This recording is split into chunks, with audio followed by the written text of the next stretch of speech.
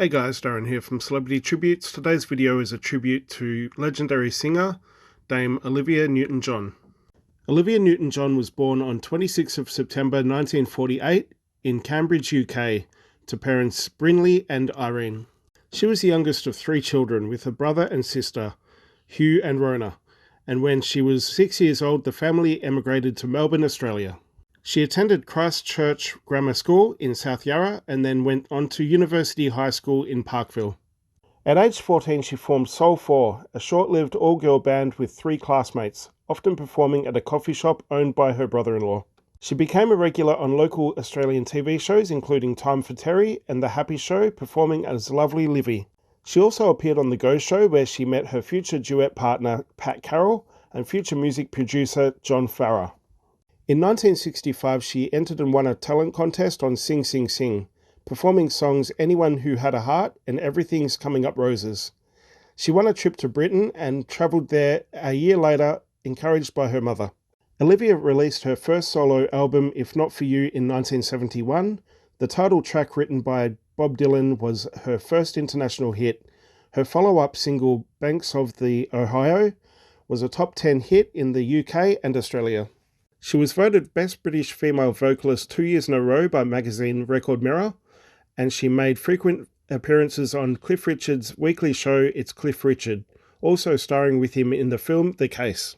After a number of albums and great success, she was encouraged by Australian singer Helen Reddy to leave the UK and move to the US. Her success continued to grow, and her greatest hits album in 1977 became her first platinum album.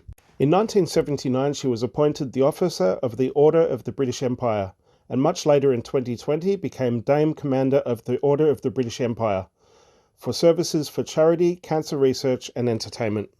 In 1978, she starred in the musical Grease with John Travolta.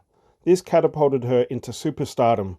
The movie became the biggest box office hit in 1978, and the soundtrack spent 12 non-consecutive weeks at number 1, yielding 3 top 5 singles for Olivia, with You're the One That I Want, Hopelessly Devoted to You, and Summer Nights. Olivia's transformation in Grease from goody-goody to leather-clad greaser inspired her to do the same with her music career. She changed her style and look, and by 1981 she released the most successful album of her career, the double platinum album Physical. The provocative lyrics of the song Physical prompted 2 Utah radio stations to ban the single from their playlists.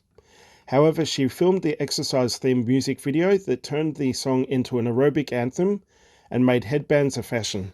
She was a fan of the Carlton Football Club, and in 1986 she was given the opportunity to sing the national anthem in the VFL Grand Final between Carlton and Hawthorn, in front of 101,000 fans. Carlton went on to lose the game.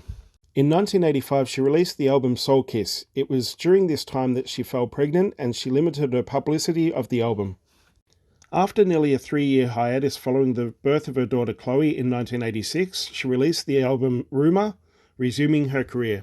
In 1992, she compiled her third best-of album, planning to tour for the first time since Physical 10 years prior. But shortly after the album was released, she was diagnosed with breast cancer, causing her to cancel her tour. The diagnosis came the same weekend her father died. She recovered from her cancer and later became an advocate for breast cancer research and other health issues. She went on to release 12 more albums with the styles reflecting her life experiences. In 2002, she was inducted into the Australia's ARIA Hall of Fame.